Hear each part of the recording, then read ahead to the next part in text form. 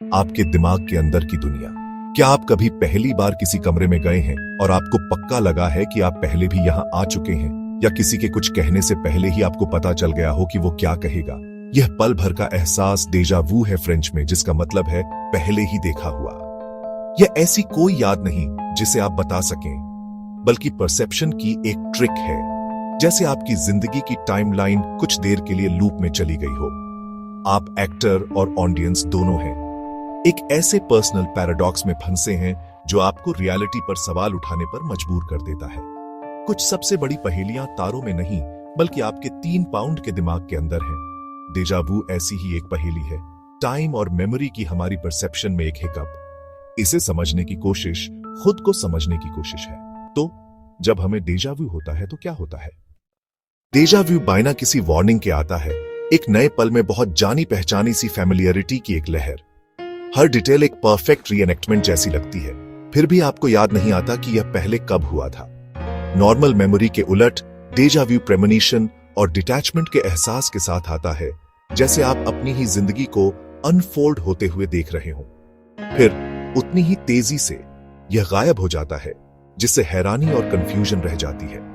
Statistically ज्यादातर लोग कम से कम एक बार डेजा वू का एक्सपीरियंस करते हैं। कई लोगों के लिए यह अक्सर होता है।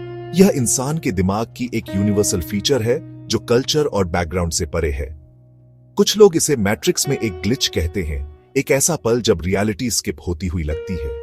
लेकिन जब आप साइंस फिक्शन में नहीं, बल्कि हमारे अपने दिमाग के काम करने के तरीके में है। डेजा वू कोई गलती नहीं है, बल्कि एक हेल्थी कॉम्प्लेक्स दिमाग का एक फैसिनेटिंग बाय प्रोडक्ट है। यह एक फीचर है, बग नहीं। साइंस से बहुत पहले लोग डेजा वू को स्पिरिचुअलिटी और मिस्टिसिज्म के जरिए समझाते थे। कुछ लोग मानते हैं कि यह पिछले जन्म की याद है, किसी और एग्जिस्टेंस की एक फ्लीटिंग इको। दूसरे इसे एक भूला हुआ सपना मानते हैं जो फिर से सामने आता है।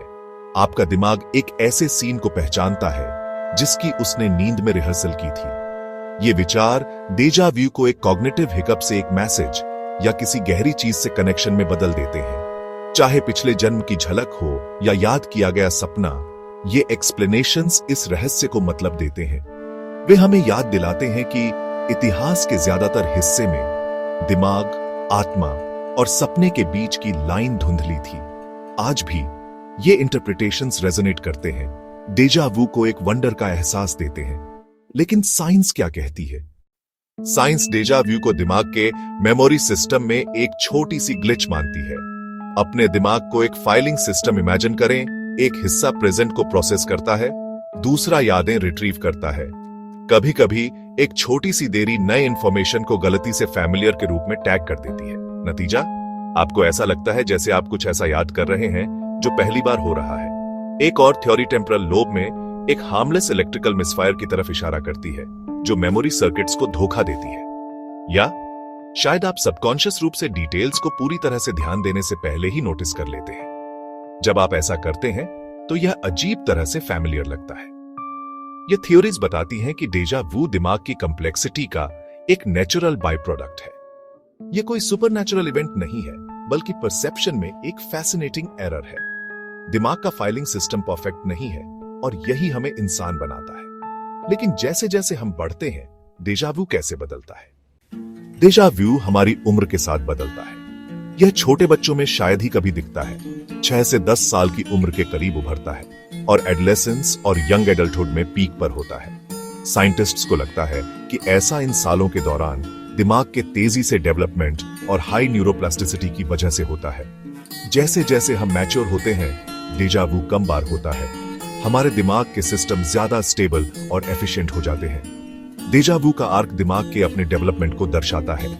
यह सीखने और मैच्योर होने का एक नेचुरल बाय प्रोडक्ट है, कोई सुपर नेचुरल इवेंट नहीं। 20 साल की उम्र में हमारे दिमाग 60 साल की उम्र के दिमाग से अलग होते हैं। हर एक की अपनी अनोखी क्वर्क्स होती है, लेकिन हम जो कुछ भी जानते हैं उसके बावजूद रहस्य बने हुए हैं। तरक्की के बावजूद डेजा वू एक पहेली बना हुआ है। यह स्पॉन्टेनियस और पर्सनल है। लैब में इसे शेड्यूल करना नामुमकिन है। ज्यादातर रिसर्च सर्वे और इनडायरेक्ट एक्सपेरिमेंट्स पर निर्भर करती है। न्यूरल लैग और टेम्परल लोब मिसफायर्स जैसी थ्योरीज प्लॉजिबल हैं, लेकिन प्रूव नहीं हुई है। साइंस इसकी मैकेनिक्स को बता सकती है, लेकिन उस गहरे एहसास को नहीं। डेजा वू इतना मीनिंगफुल क्यों लगता है? यह अभी भी अज्ञात है। रिसर्चर्स खोज करते रहते हैं, लेकिन अभी के लिए हमें कुछ रहस्य स्वीकार करने होंगे। हमारे दिमाग में अभी भी अनचार्टर्ड टेरिटरी है। डेजा व्यू के जरिए हमारी यात्रा जवाबों से ज्यादा सवाल दिखाती है। डेजा व्यू का एक्सपीरियंस करना नॉर्मल है, एक कॉम्प्लेक्स दिमाग की एक हार्मलेस क्वर्क। यह दिमाग की इनक्रेडिबल कॉम्प्लेक्सिटी की एक पोएटिक याद दिलाता है। अगली बार जब ऐसा हो तो रुकें और इस वंडर की सराहना करें। यह आपका दिमाग समझ की सीमा से एक पोस्टकार्ड भेज रहा है। जवाबों के जुनूनी दुनिया में डेजा वू शुद्ध रहस्य का एक पॉकेट है। चाहे एक ग्लिच हो, एक सपना हो या किसी और जिंदगी से एक फुसफुसाहट हो, यह हमारी इंसानियत की कहानी को एनरिच करता है। रहस्य को गले लगाएं।